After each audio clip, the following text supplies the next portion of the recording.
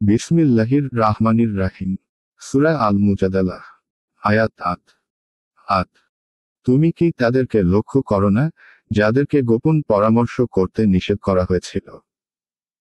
অতঃপর তারা যা নিষিদ্ধ তারই পুনরাবৃত্তি করে এবং পাপাচরণ, সীমা লঙ্ঘন ও রাসূলের বিরুদ্ধাচরণের জন্য কানাকানি করে। তারা যখন তোমার নিকট আসে তখন তারা তোমাকে এমন কথা দ্বারা অভিবাদন করে যা দ্বারা আল্লাহ তোমাকে অভিবাদন করেননি। তারা মনে মনে বলে, আমরা যা বলি উহার জন্য আল্লাহ আমাদেরকে শাস্তি দেন না কেন? জাহান্নামী তাদের উপযুক্ত শাস্তি, সেখানে তারা প্রবেশ করবে। কত নিকৃষ্ট সেই আবাস। আয়াতের তাফসীর। তুমি কি তাদেরকে লক্ষ্য করো না, যাদেরকে গোপন পরামর্শ করতে নিষেধ করা হয়েছিল? অতঃপর তারা যা নিষিদ্ধ তারই পুনরাবৃত্তি করে। ১. এবং পাপাচরণ, সীমালঙ্ঘন ও রসূলের বিরুদ্ধাচরণের জন্য কানাকানি করে। ২.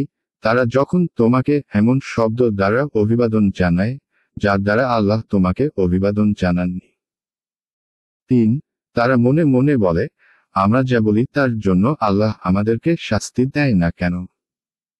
৪. জাহান্নামী তাদের উপযুক্ত শাস্তি, সেখানে তারা প্রবেশ করবে। ৫. সুতরাং কত নিকৃষ্ট সেই আবাস। ১. এ থেকে উদ্দেশ্য মদিনার ইয়াহুদী এবং মুনাফিকরা।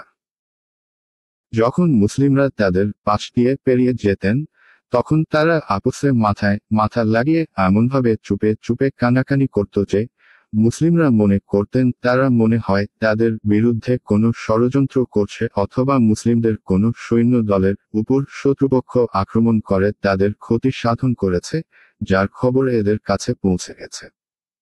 এতে মুসলিমরা ভয় পেয়ে যেতেন। তাই রাসূল সাল্লাল্লাহু আলাইহি ওয়াসাল্লাম তাদেরকে কানাকানি করতে নিষেধ করে দিলেন।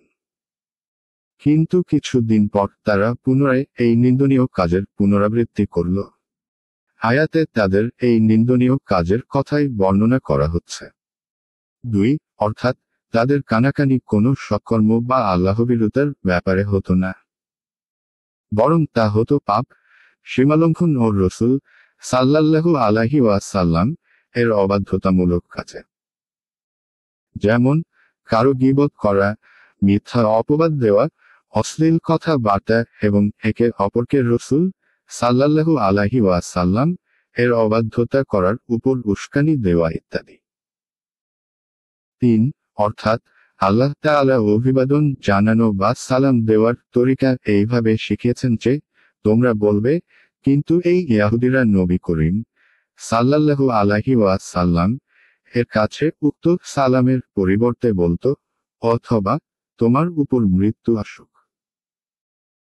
তাই রাসূল সাল্লাল্লাহু আলাইহি ওয়াসাল্লাম তাদের সালামের উত্তরে কেবল বলতেন, অথবা, আর তোমাদের উপরেও, এবং মুসলিমদেরকেও তাকিদ করলেন যে, আহলে কিতাবদের কেউ তোমাদেরকে সালাম করলে তোমরা উত্তরে কেবল বলবে। মুসলিম আদব অধ্যায় ৪।